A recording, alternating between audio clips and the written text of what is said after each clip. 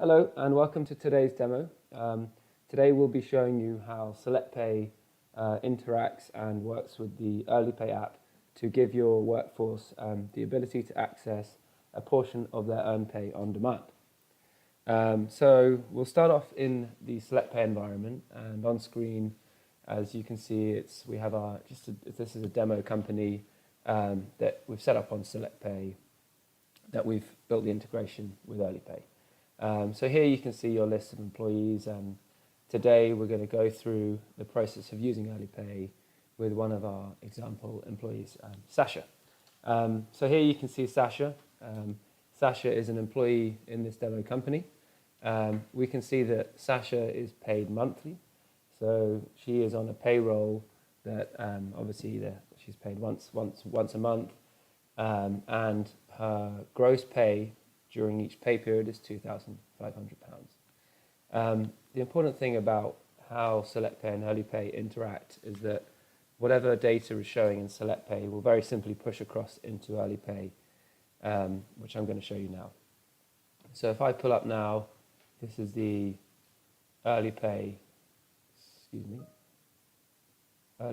admin console. We can see this company and basically everything, all the employee records that show in SelectPay will be showing in EarlyPay. So let's pull up Sasha. Here we have our employee Sasha, and as mentioned, if we open her up, we can see in the pop-out that she earns £2,500 per calendar month, which equates to an annual gross salary of £30,000. Now, the important thing is that as each pay period progresses, Sasha will accrue a balance based on what she's earned. So as we can see, throughout this month so far, Sasha's accrued a balance of just over £1,384. That's based on what they've earned and the configuration thresholds that you set in as a company to give a balance to her. So you can actually see that for Sasha, she only has a balance of £500 available. Let's have a quick look at why that's the case. If we look in this company's thresholds, we can see two things. We can see that Sasha would only ever be able to access a maximum percentage of 50% of her gross pay. This can be changed. We'll keep that at 50%. But what's actually limiting Sasha here is that in each pay period, the maximum amount that she can access in EarlyPay is £500, which is why we have that balance of £500 available for Sasha.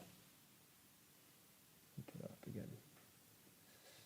Let's go ahead and access the app as if we're a Sasha, and we can make a withdrawal to show how that whole process works. So this is Sasha on her phone. We can access the EarlyPay app. We'll be able to log in with fingerprint ID. And as I've mentioned, this employee has an amount of £500 available in their app. We can actually see why this amount, and this just reflects what I showed you back in the EarlyPay admin console, and the balance available of £500. I'll tell you what we'll do is we can also see that there's 7 days left to withdraw, so that's basically 7 days left in this month when she'll be able to make withdrawals. So we're going to go ahead and make that withdrawal now. So I'm going to make a very simple withdrawal of £100. So we can also see that this is going to incur a fee of £2.75. So let's go ahead and do that now. Confirm that, and we'll put in our touch fingerprint ID to validate the payment, and that payment's been made. So those funds are sent immediately to the bank account of Sasha's choice. Typically they're there within 3 to 5 seconds, so it's more or less immediate. We can now see that Sasha's balance is reduced, and if we look in her history, we can see that in this pay period, Sasha's made that withdrawal of £100, incurring the fee of £2.75. That's great. So we've just seen how Sasha's been able to access a portion of her own pay immediately. But what we need to now know is, what does that mean for you as a company and as an administrator in terms of how that's going to be deducted from Sasha's pay. So it's pretty straightforward. If we look back in EarlyPay, we should now be able to see that withdrawal has been recorded in EarlyPay. So there's an amount of £100 plus the £2.75 fee, and that is listed in Sasha's history.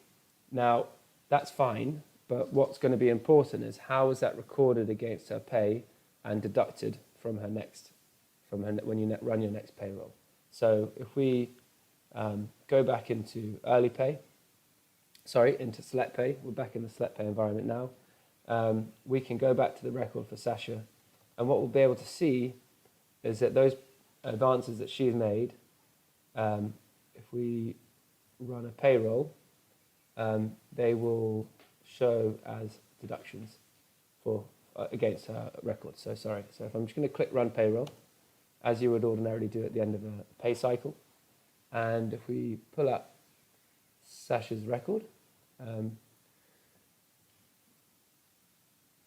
we can now see, there it is. So we can see that on Sasha's record for her pay for this month, there's still the same amount of gross earnings, but now applied as deductions, both broken out by early pay and the early pay fee, is the £100 withdrawal and the £2.75 fee that Sasha's incurred for using the service. So what we're able to see there is that those deductions are applied back into SelectPay, and when you run payroll, they're included in her report, and they'll be applied onto her next pay slip. So there's nothing that we all need to do in terms of how you run your payroll that will be changing. All that will happen is this will be applied. Sasha will be paid the net amount minus the amount she's withdrawn in early pay, and early pay will make a collection by a direct debit to your company to collect the advances made during that pay period to your employees. So this is a cash flow neutral benefit. It doesn't affect how you pay your staff, and the total amount that you pay out on your company payday will remain the same.